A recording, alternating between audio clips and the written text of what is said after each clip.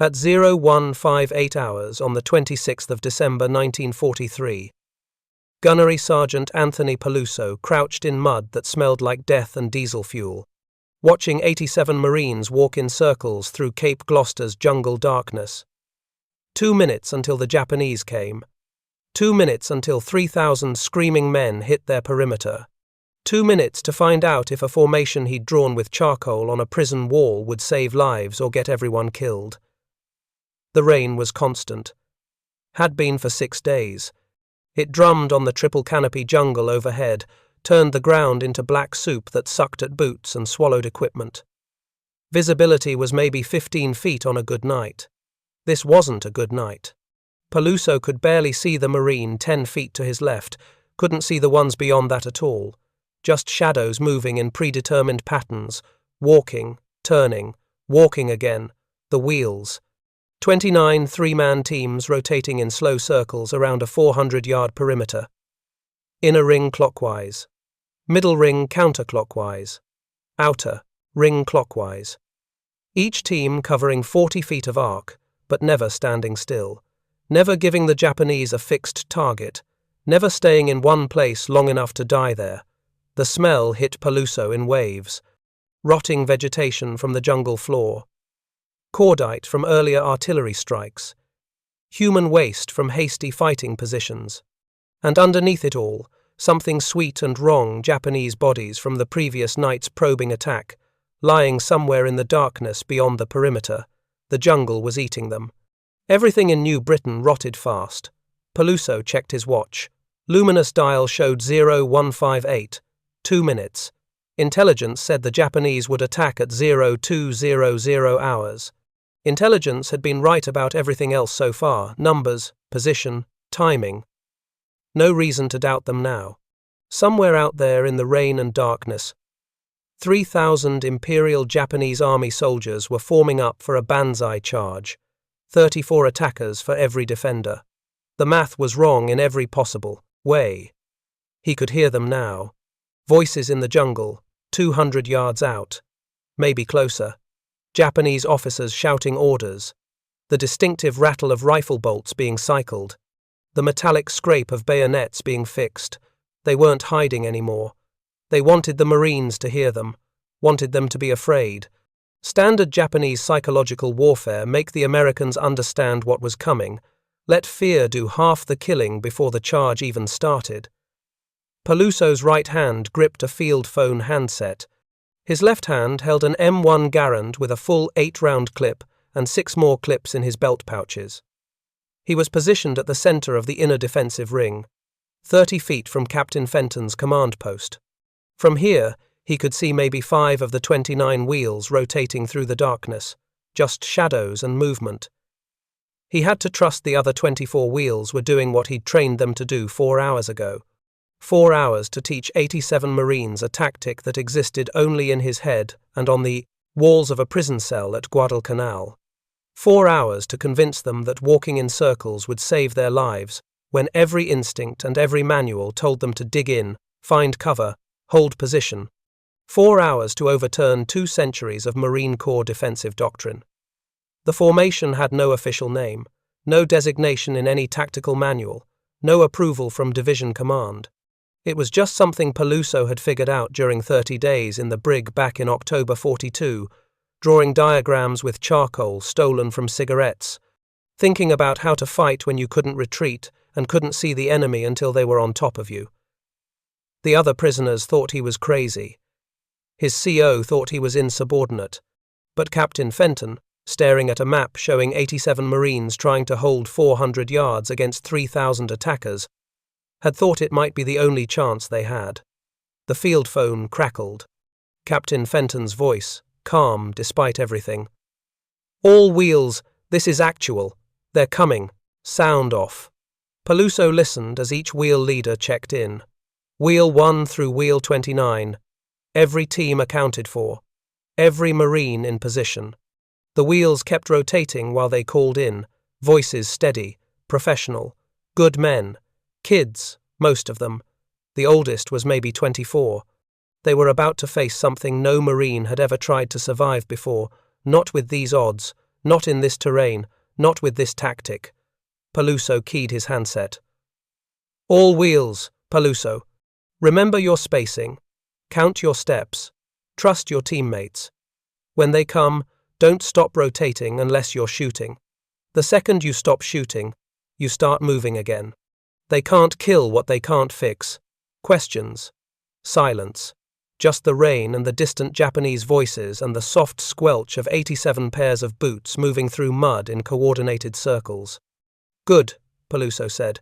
See you at dawn. Equipment rattling, boots splashing through water, the sounds of a lot of men moving through jungle that was never designed to hold them. His watch showed 0159.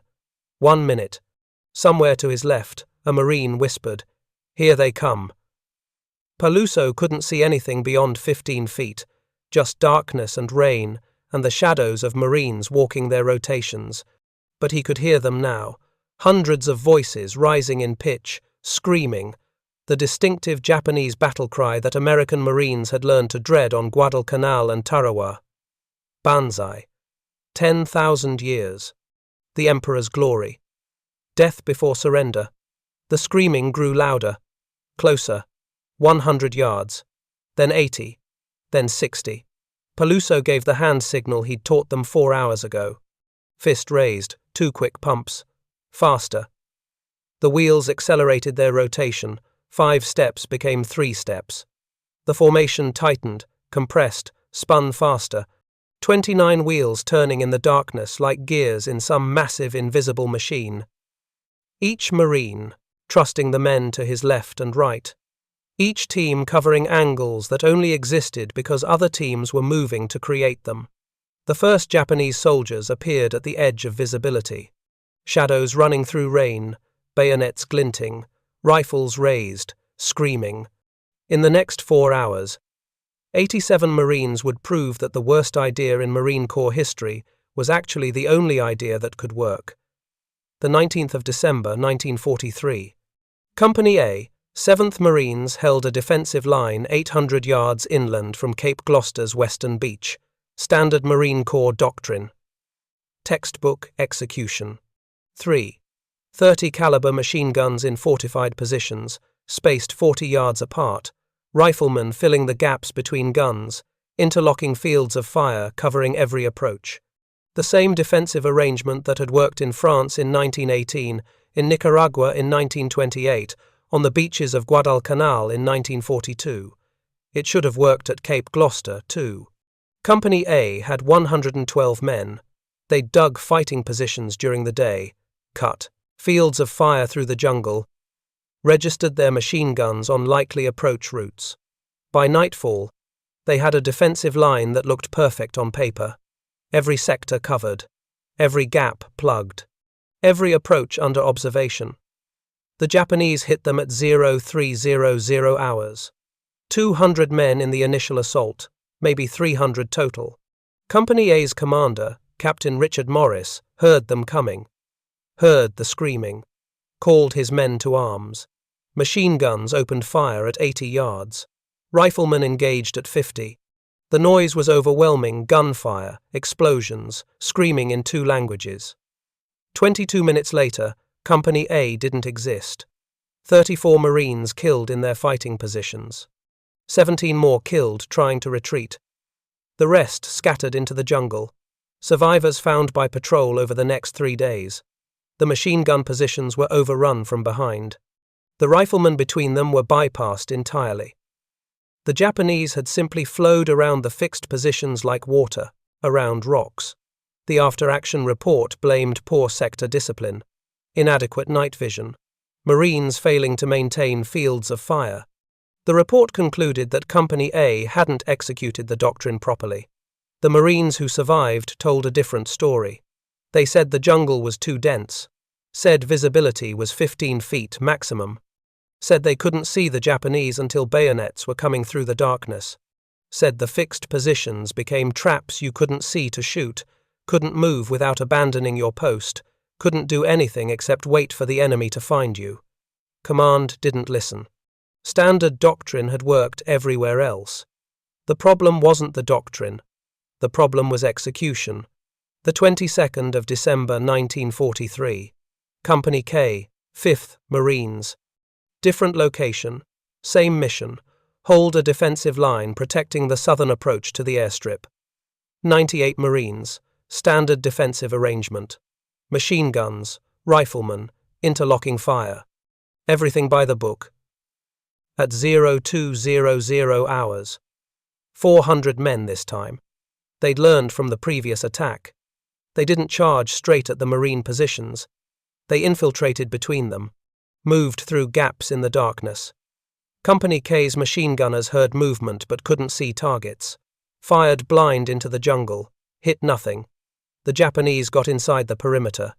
Not through the fighting positions around them, behind them. By the time Company K realized they'd been infiltrated, Japanese soldiers were in the command post, in the mortar pits, behind the machine gun positions. 41 Marines killed. The survivors fell back 800 yards to secondary positions. Another defensive failure.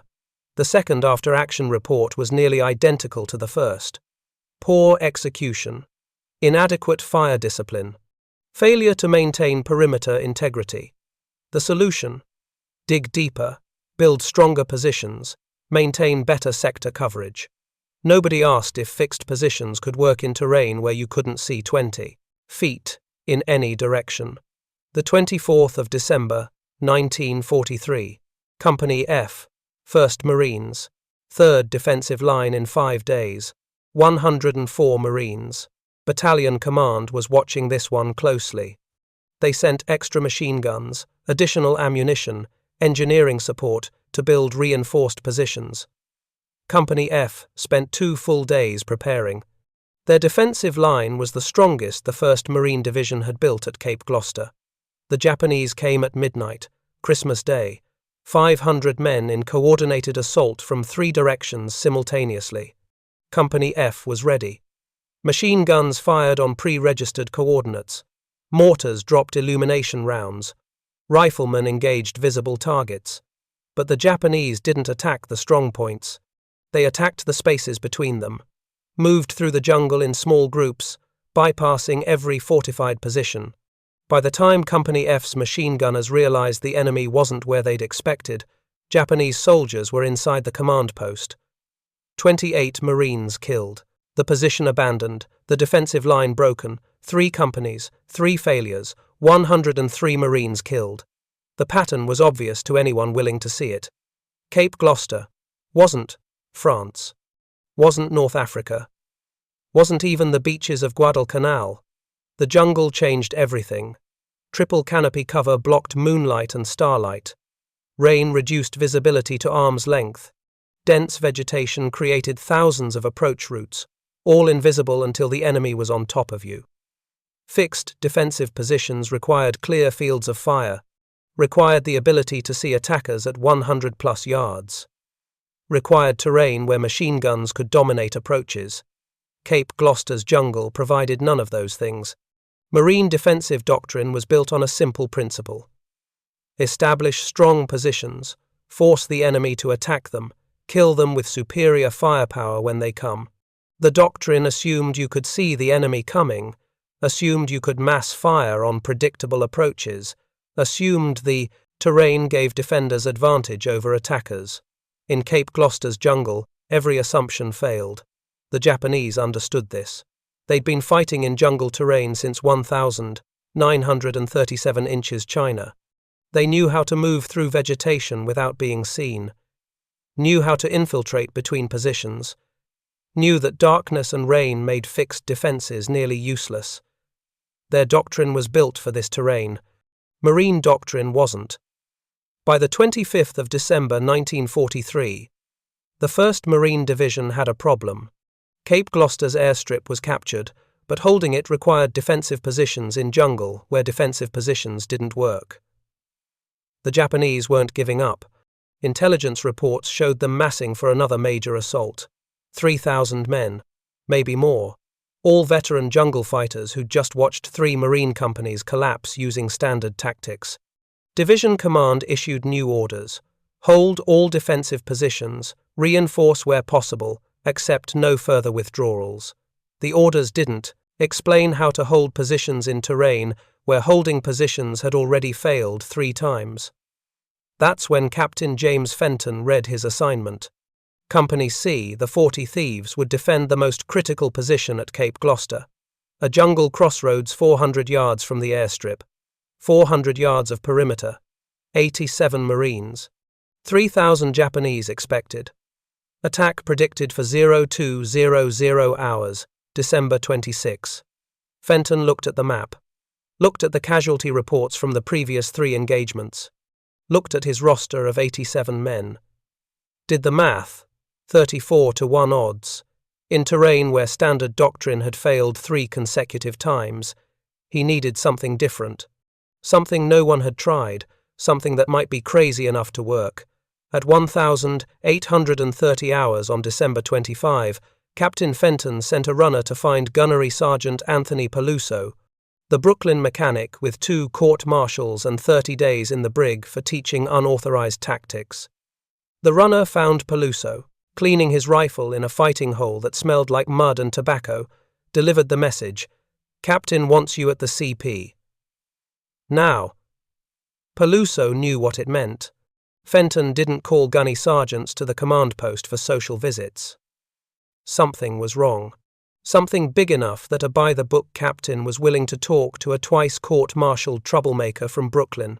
Paluso slung his rifle, climbed out of the hole, walked through rain to Fenton's CP. The entire walk, he thought about those charcoal drawings on the Brig wall, the circles, the rotation patterns, the formation that had gotten him 30 days locked up for contradicting doctrine. He wondered if Captain Fenton had heard about it. Wondered if that's why he was being called in. Wondered if he was about to get court-martialed for a 3rd time, or if he was about to get a chance to prove that sometimes the worst idea is actually the only idea that works. Anthony Paluso learned to fight in Red Hook, Brooklyn, where survival meant hitting first and thinking later. His father, Salvatore, worked the docks, loading cargo ships. 12-hour shifts, 6 days a week, hands permanently scarred from rope burns and steel cables. His mother, Maria, cleaned houses in Park Slope for families who'd never set foot in neighborhoods like Red Hook. Tony was the youngest of 4 brothers. The other 3 worked the docks with their father. Tony was different. Smaller, faster, smarter with his hands in ways that didn't involve loading freight. At 14, he was taking apart radios and rebuilding them better than factory spec. At 16, he was fixing cars for cash in an alley behind his apartment. At 17, he was fighting Golden Gloves as a light heavyweight. His record was 18 wins, 3 losses. All 3 losses came because he started too late first round, always. Tony had a problem with patience. Saw an opening, took it, didn't wait for the right moment. His trainer, an old Irish boxer named Maloney, told him, "You got speed, kid. You got power. But you fight like you're still in the street. Learn to wait." Tony never learned. The street taught him different lessons. In the ring, you wait for openings. In the street, openings don't come. You make them. You hit first, hit hard, keep hitting until the threat stops moving. Tony won 18 fights because he brought street rules to a sport built on waiting. In 1939, he went to work at the Brooklyn Navy Yard. Machinist apprentice. The yard was building destroyers for Britain, cargo ships for anyone who'd pay. Tony worked in the machine shop, turning raw metal into precision parts for ship engines. He was good at it, saw how pieces fit together, understood mechanical systems the way some people understood music. His supervisor said Tony had the best hands in the shop. The 7th of December, 1941. Tony was 27, listening to radio reports about Hawaii, Japanese planes, burning ships, thousands dead. He walked to the Navy Yard recruiting station the next morning. December 8. Stood in line for 6 hours. Enlisted in the Marine Corps because the recruiter said Marines went first, fought hardest, took ground nobody else could take. The recruiter didn't mention that Marines also died first, but Tony already knew that. Red Hook taught him about costs. Boot camp at Paris Island was easy compared to Brooklyn. Drill instructors screamed, threatened, pushed recruits until they broke. Tony didn't break. He'd been fighting his whole life. This was just fighting with rules. He graduated third in his class, got assigned to infantry, shipped to Camp Lejeune for advanced training. March 1942. Second Lieutenant Carson, fresh from officer training, watched Tony field strip and reassemble an M1 Garand in 47 seconds. Standard time was 90 seconds. Carson asked how he did it so fast. Tony said, "It's just mechanics, sir. Everything fits one way. Once you see how, it's easy." 2 days later, Tony rewired a broken SCR 300 radio using parts from a damaged field telephone. The radio worked better than factory spec, clearer signal. Longer range. Carson asked if Tony had authorization to modify military equipment. Tony said, "Sir, the radio was broken. Now it works. That's authorization enough." Carson wrote Tony up. Unauthorized modification of government property. Court-martial convened the 15th of March 1942. Verdict: guilty. Punishment: reduction in rank from private first class to private, 30 days extra duty. Tony's service record notation: demonstrates initiative but fails to follow proper procedures for equipment maintenance. Tony didn't care about rank, he cared about things working. If equipment was broken and he could fix it, he fixed it. If rules said don't fix it, rules were wrong. July 1942.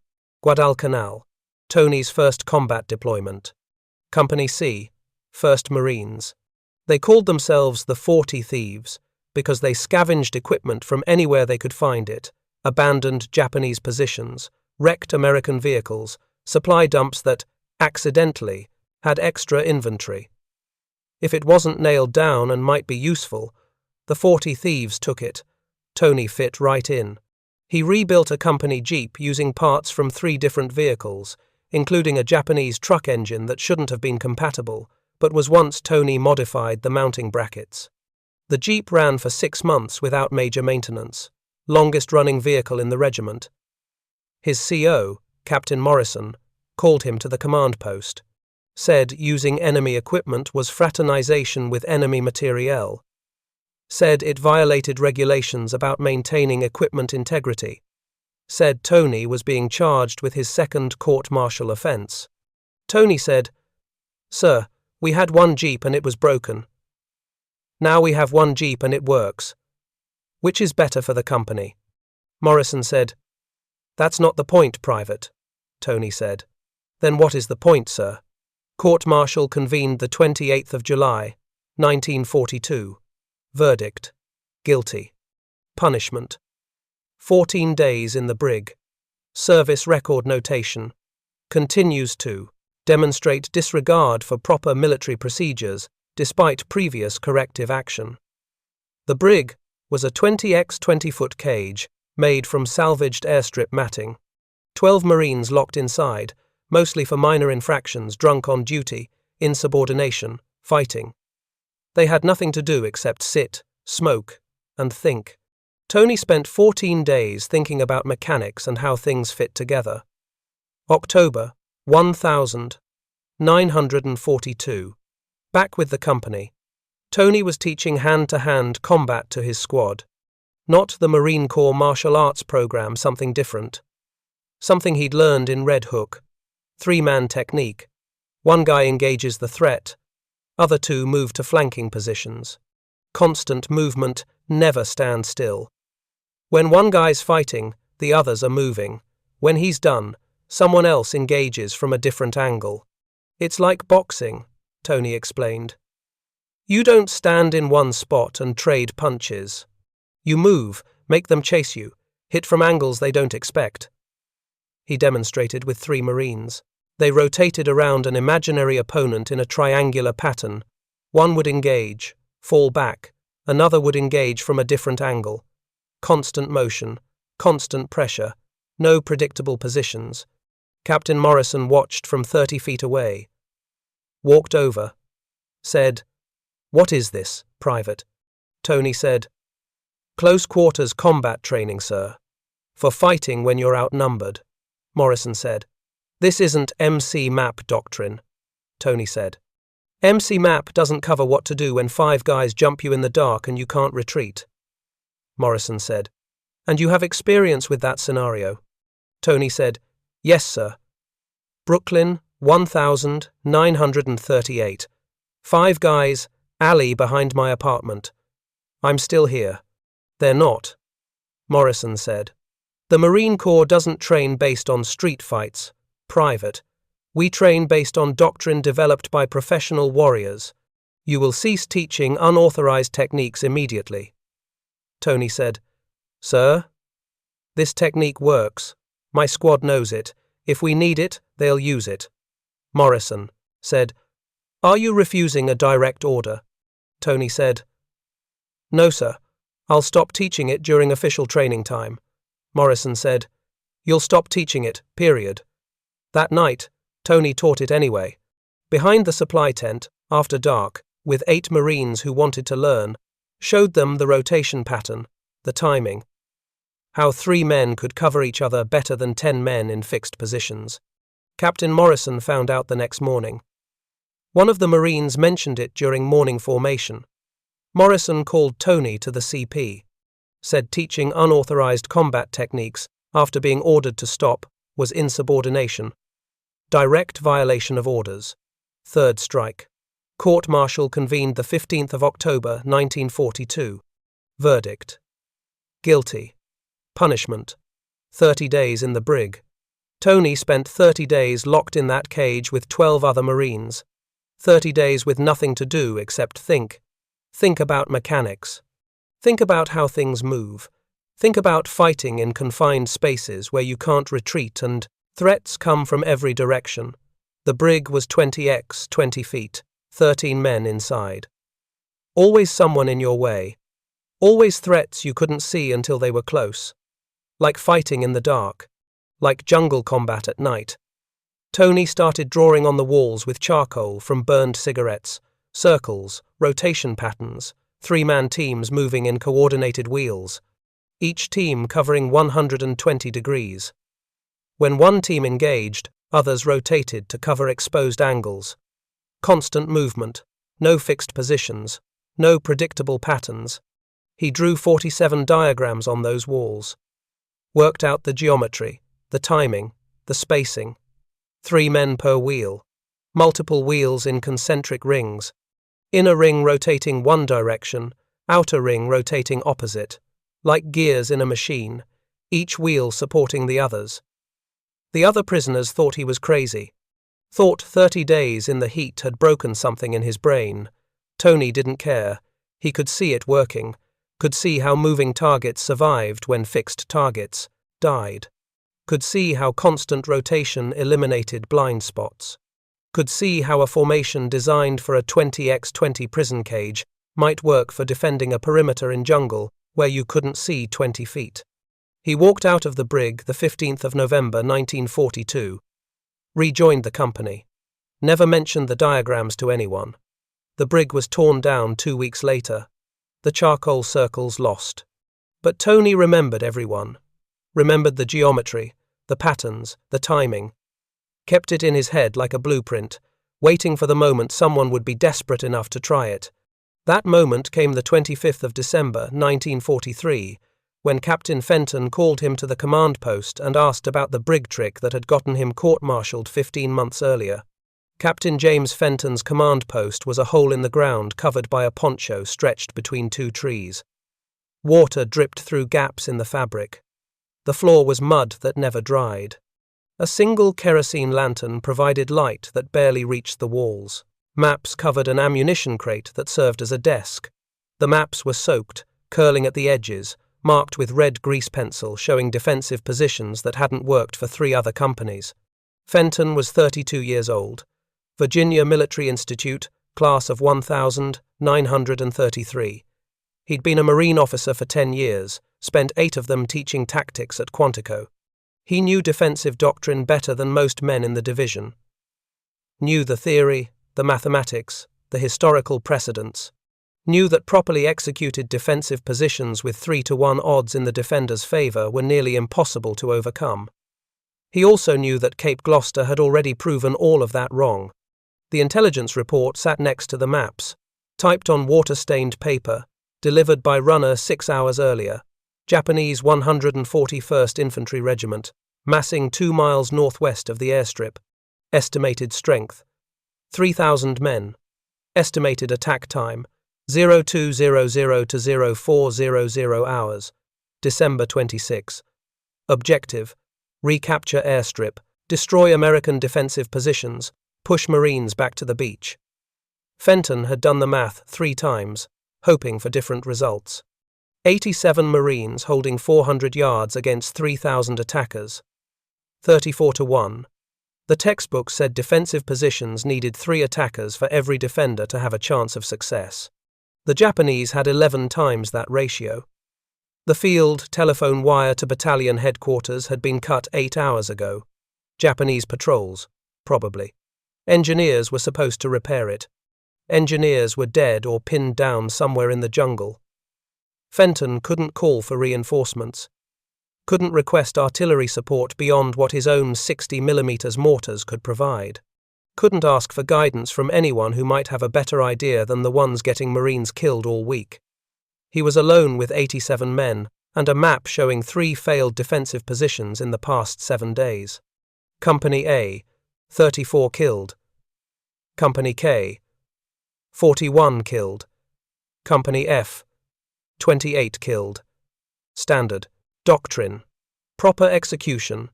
Dead Marines. Fenton stared at the map, traced the perimeter with his finger. 400 yards. Dense jungle on all sides, no clear fields of fire. No fallback positions. No way to see attackers until they were inside rifle range. Everything the textbooks said defenders needed, Cape Gloucester didn't have. He'd spent the afternoon trying to design something different. Considered mobile patrols instead of fixed positions, but 87 men couldn't patrol 400 yards effectively. Considered concentrating all forces at the most likely attack point, but the jungle made every point equally likely. Considered falling back to a smaller perimeter, but that abandoned the mission, and the Japanese would still overrun a smaller position just as easily. Every option led to the same conclusion. His company would die holding this position, and holding it wouldn't matter because they'd be dead. He was out of ideas, out of doctrine, out of alternatives. That's when he remembered the Brig incident from October 1942. Fenton hadn't been with the 40 Thieves then. He'd been at division headquarters, processing court-martial paperwork. One case stuck in his memory because it was unusual. A private court marshalled for teaching unauthorized hand-to-hand combat techniques. The charges seemed minor insubordination, failure to obey orders, but the case file included witness statements describing what the private had been teaching. Rotating 3-man teams, constant movement. No fixed positions. Designed for fighting when outnumbered in confined spaces. Fenton had filed the paperwork and forgotten about it until 3 weeks ago, when he took command of Company C and met Gunnery Sergeant Anthony Paluso. 2 court-martials, a Brig stint, and the best equipment maintenance record in the regiment. The sergeant who fixed things that shouldn't be fixable and taught tactics that shouldn't work but somehow did. Fenton made his decision at 1,825 hours. 5 hours before the Japanese attack. 5 hours to try something that had never been tested in combat, that violated everything Quantico taught, that might be the stupidest idea he'd ever considered. Or it might save 87 lives. He sent his runner, Corporal Davies, to find Paluso. "Tell him to come to the CP immediately. Tell him it's about the Brig." Davies looked confused but didn't ask questions. "Good Marine." He disappeared into the rain. Paluso arrived 10 minutes later. Mud-covered utilities, rifle slung across his back, K-bar knife strapped to his belt.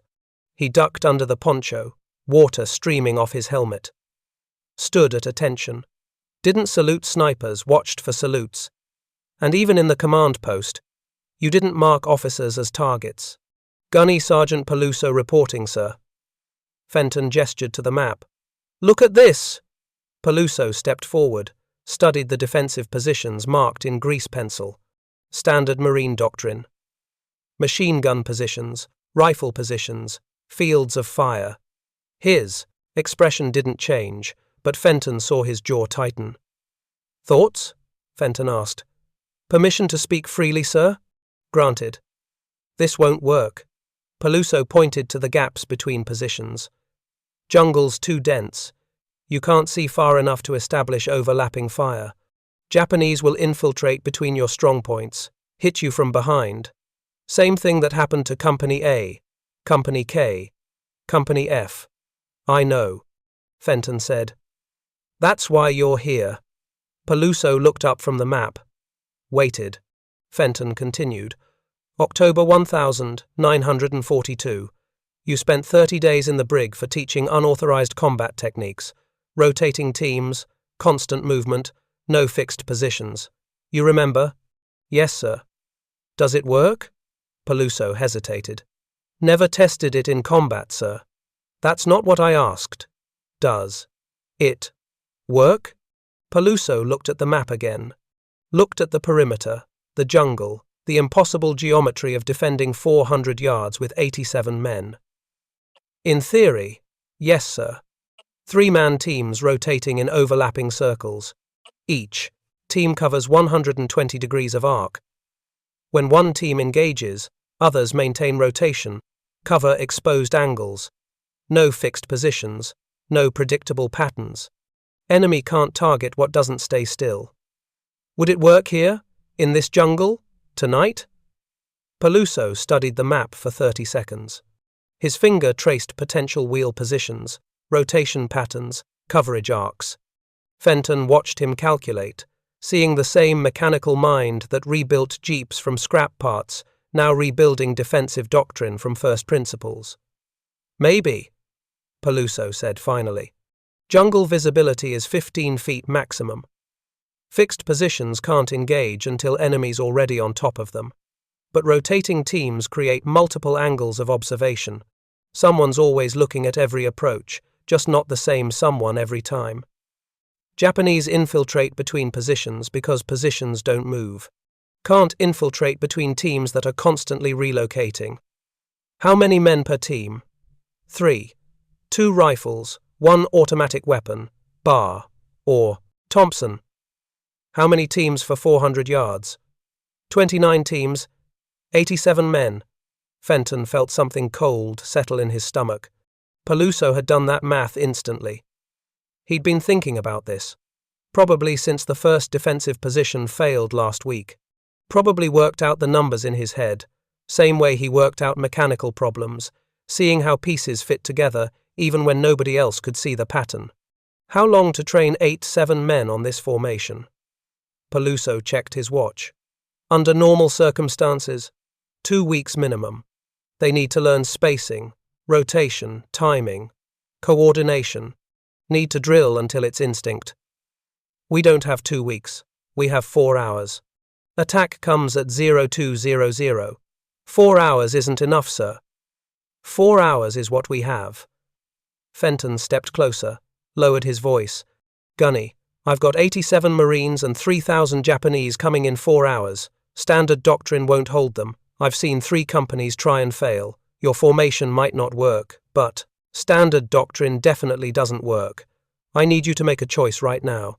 Can you teach 87 men enough in 4 hours to give them a chance?" Paluso was quiet for 10 seconds. Fenton could hear rain hammering the poncho, could hear Marines moving through the jungle outside, could hear the distant sound of Japanese voices on the wind.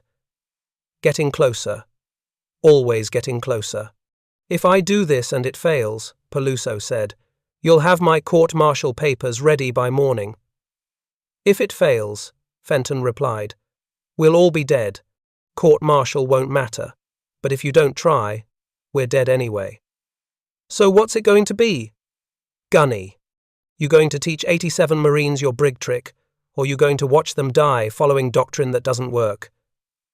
Paluso looked at the map one more time. Looked at the defensive positions that had failed 3 times already. looked at the 400-yard perimeter that couldn't be held by any formation in any manual he'd ever read. Then he looked at Fenton and said 3 words. "Get me charcoal." Paluso gathered 87 Marines in a clearing 40 yards from the perimeter at 1,840 hours. Rain hammered their helmets. Water ran down their faces. They stood in loose formation, rifles slung, looking at the Brooklyn sergeant who'd been court-martialed twice and was about to teach them something that wasn't in any manual they'd ever read. Paluso held a piece of charcoal salvaged from a cooking fire. Behind him, Captain Fenton had strung a poncho between trees, creating a vertical surface.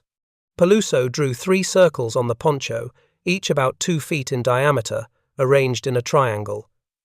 "This is how you're going to stay alive tonight," Paluso said. No preamble, no motivation speech, just fact. Standard doctrine says pick a position, stay there, shoot what comes at you. That doctrine got 103 Marines killed in the past week. We're doing something different. He pointed to the 3 circles. 3-man teams. You rotate in a circle, constantly. Never stop, moving unless you're shooting. When you stop shooting, you start moving again. A Marine in the front row, PFC Martinez, raised his hand. "Gunny, why?" "Because Japanese infiltrate between fixed positions. Can't see them coming until they're on top of you. But if you're moving, you're looking at different angles every 10 seconds. Someone's always watching the approach they're trying to use. Can't sneak past what's constantly shifting." Paluso called 3 Marines forward. Jenkins, Rodriguez, Murphy. All from 1st Platoon. They'd worked together for 8 months. "You 3, form up, 10 feet apart. Triangle."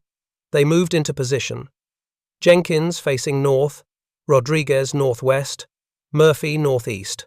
Rough triangle, uneven spacing, but close enough. "On my mark, rotate clockwise. 5 steps. Then stop and scan your new sector." Paluso clapped his hands once. "Execute." The 3 Marines walked clockwise around their triangle. 5 steps. Stopped. They were looking at different directions now. Jenkins covered northwest, Rodriguez covered northeast, Murphy covered north. Again, Paluso clapped. They rotated. 5 more steps, new positions, new angles. "That's the wheel," Paluso said to the assembled Marines. 3 men in constant rotation. Each man covers 120 degrees. When you rotate, someone new is always covering each sector. Enemy tries to infiltrate from northwest. Someone's looking at northwest every 10 seconds. Different Marine each time, but always someone. Lieutenant Warren, 2nd Platoon Commander, spoke up. "Gunny, what happens when we make contact? Do we stop rotating?" "Only the team making contact stops. Everyone else keeps moving." Japanese see muzzle flash from one position. Try to flank it, they run into another team that's rotated into their path. They can't predict where anyone is because nobody stays where they were. Paluso drew more circles on the poncho, 29 of them, arranged in 3 concentric rings. Inner ring, 10 teams, around the CP. Rotate clockwise. Middle ring, 12 teams. Rotate counterclockwise. Outer ring, 7 teams on the perimeter. Rotate clockwise. Different directions prevent the whole formation from drifting. He stepped back. Let them see the full pattern. 29 circles, some moving one way, some the other, all interconnected. It looked like chaos. It looked like nothing any Marine had ever been taught. "Questions?" Corporal Hayes from 3rd Platoon. "Gunny, what if we collide in the dark?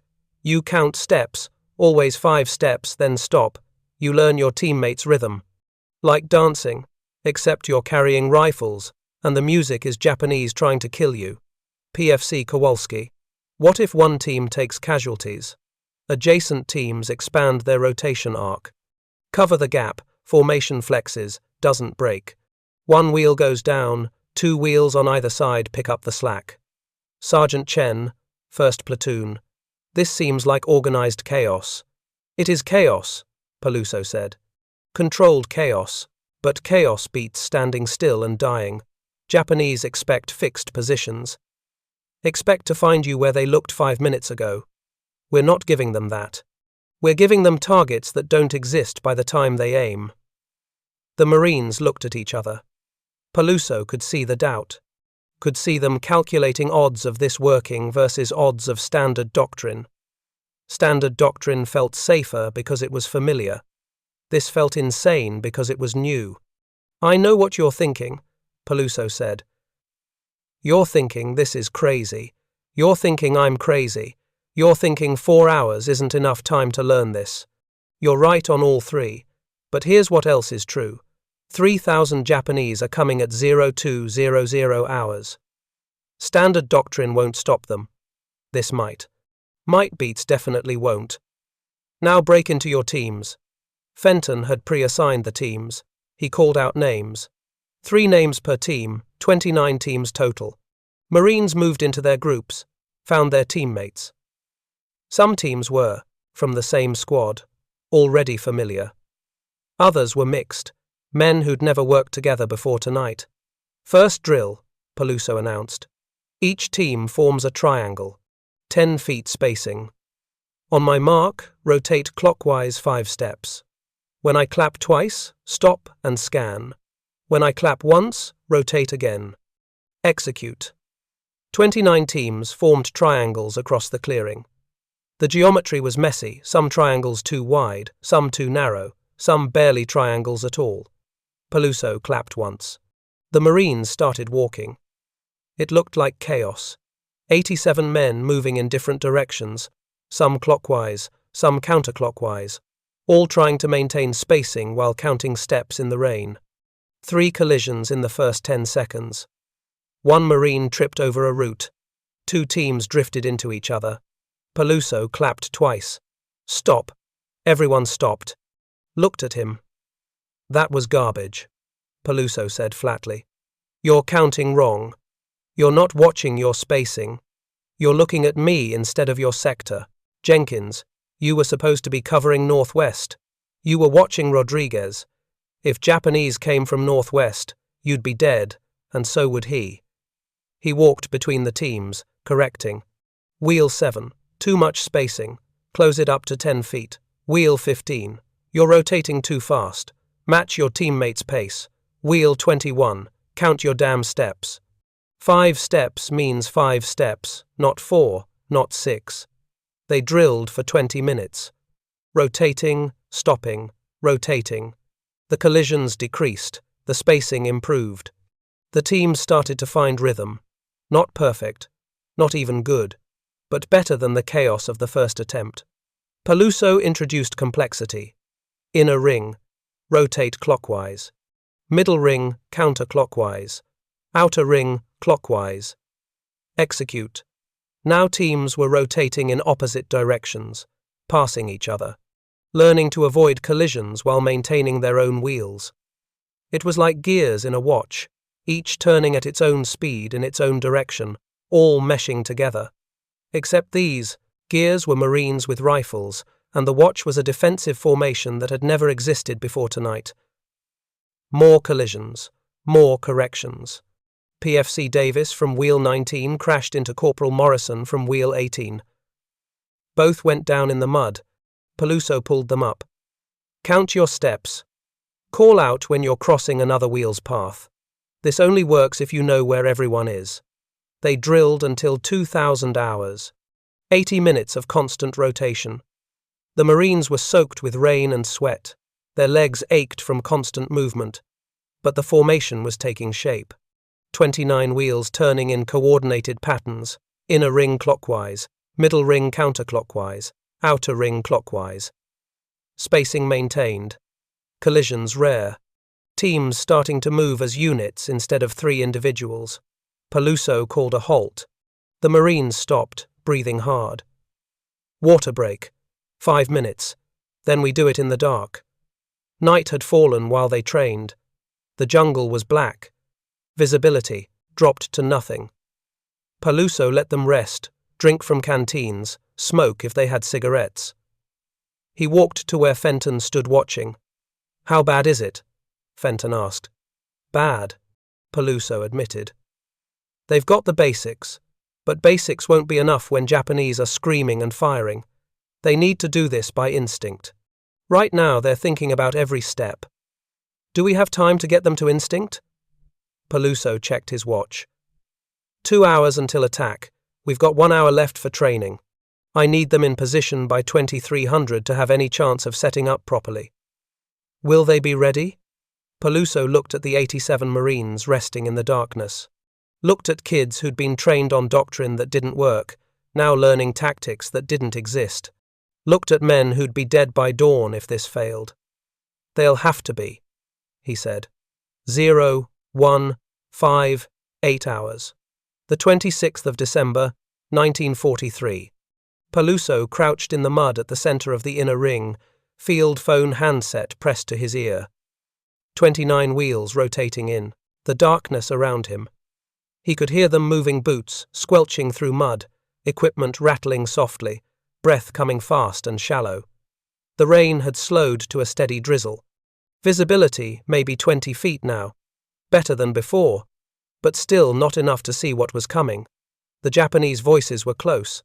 150 yards, maybe less. Officers shouting orders.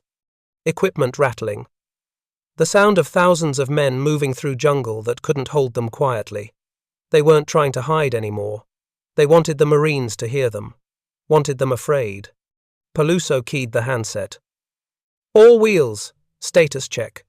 Call in by number. Wheel 1, ready. Wheel 2, ready. Wheel 3, ready. They called in sequence. 29 teams. 87 Marines. All in position, all rotating. Paluso could hear the tension in their voices. Good. Tension kept you sharp. Fear kept you alive. What killed you was confidence that didn't match reality. His watch showed 0159. 1 minute. The Japanese. Voices rose in volume. Screaming now. The battle cry that every Marine who'd fought at Guadalcanal knew. Banzai. The Emperor's glory. Death before surrender. 10,000 years of imperial rule. The screaming grew louder. Closer. 100 yards. Paluso gave the hand signal to the wheels he could see in the darkness. 2 quick fist pumps. Faster. The wheels accelerated their rotation. 5 steps became 3 steps. The teams moved quicker, tighter, maintaining spacing but increasing the speed of their coverage. More angles scanned per minute. More observation per rotation. 75 yards. Fenton's voice crackled over the field phone from the CP. All positions. Hold fire until you have visible targets. Make every round count. 60 yards. Paluso saw the first shadows at the edge of his visibility. Running figures, low to the ground. Rifles held across their chests. Japanese infantry using the jungle, moving fast, confident in numbers. They expected fixed positions. Expected muzzle flashes that would mark American positions. Expected to find Marines where Marines were supposed to be. They were about to find Marines where Marines weren't supposed to be at all. 0214 hours. First contact. Wheel 23, Outer Ring, Northwest Sector. PFC Kowalski was on his 3rd rotation when he heard movement at 40 yards. Couldn't see anything yet. Just sound. Branches breaking, equipment rattling. He raised his fist, the signal his team had practiced. Stop rotating, hold position. His teammates PFC Diaz and Corporal Stone froze. Stone carried a BAR. Diaz had an M1. Kowalski had his Garand up, peering into darkness that showed him nothing but shapes that might be trees or might be men. 30 yards. The shapes moved. Definitely men. 6 of them. Japanese scouts probing the perimeter. Moving slowly. Carefully. Looking for American positions. Kowalski whispered into his field phone. Wheel 23. Contact. Multiple targets northwest. 20 yards. The scouts. Advanced. Still no fire from the Marines. The Japanese probably thought they'd found a gap in the defensive line. Probably thought they could infiltrate between positions like they had 3 times before. 15 yards. Close enough. Now, Kowalski whispered. 3 Marines opened fire simultaneously. Muzzle flashes lit the jungle. 6 Japanese scouts went down, dead before they understood what happened.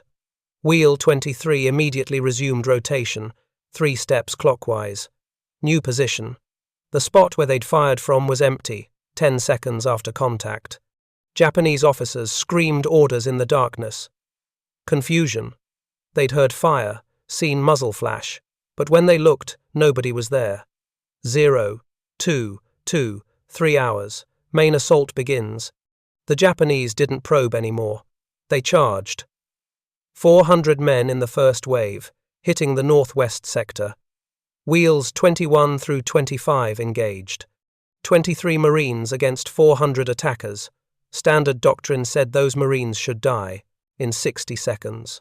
Wheel 21 fired from the perimeter. 10-round burst from their BAR. 3 Japanese fell. The Japanese charged toward the muzzle flash. Wheel 21 rotated 3 steps. Gone. Empty position. Japanese soldiers reached the spot where Wheel 21 had fired. Found nobody. Looked around in confusion. Wheel 22 opened fire from a different angle, caught the Japanese from their left flank. 5 more down. Wheel 22 rotated. Disappeared into darkness. The Japanese turned toward where Wheel 22 had been. Wheel 24 fired from the right, crossfire, caught them in enfilade. 12 Japanese fell in 3 seconds. The assault wave fractured. Japanese soldiers weren't charging a defensive line anymore. They were chasing muzzle flashes that vanished before they could return fire. Every time they turned toward one threat, another threat appeared from a different direction. Wheel 21 completed its rotation, back in firing position, but 30 feet from where it started, opened fire again. The Japanese spun back toward them. Wheel 21 rotated. Empty space again. It was like fighting ghosts. 0, 2, 3, 5 hours. Second wave. The Japanese adapted. 800 men this time. Broader front. Hit northwest and north sectors simultaneously. Tried to overwhelm through sheer numbers. Wheels 19 through 26 engaged. 24 Marines. 800 attackers. The mathematics were wrong in every way that mattered. 33 to 1. But the Japanese were using mathematics designed for fixed positions, for defenders who stayed where you found them, for targets that existed in the same place twice. The wheels kept rotating. Wheel 21 fired. Rotated. Wheel 22 fired from where 21 had been. Rotated. Wheel 23 fired from where 22 had been. The firing positions moved around the perimeter like a wave, each team shooting from where the previous team had stood, creating the illusion of continuous fire from positions that didn't exist. Japanese soldiers charged, reached American positions, found empty foxholes. The Marines who'd fired from there were already 30 feet away, in new positions, firing from new angles. The Japanese tried to adjust, tried to predict where the next fire would come from. But the wheels rotated at varying speeds, now some teams moving fast, some slow, some stopping to fire and hold, disrupting any pattern the Japanese might identify. 0, 2, 4, 1 hours. First penetration. 12 Japanese soldiers slipped through a gap between wheels 24 and 25. Found the spacing error, exploited it, pushed through to the middle ring.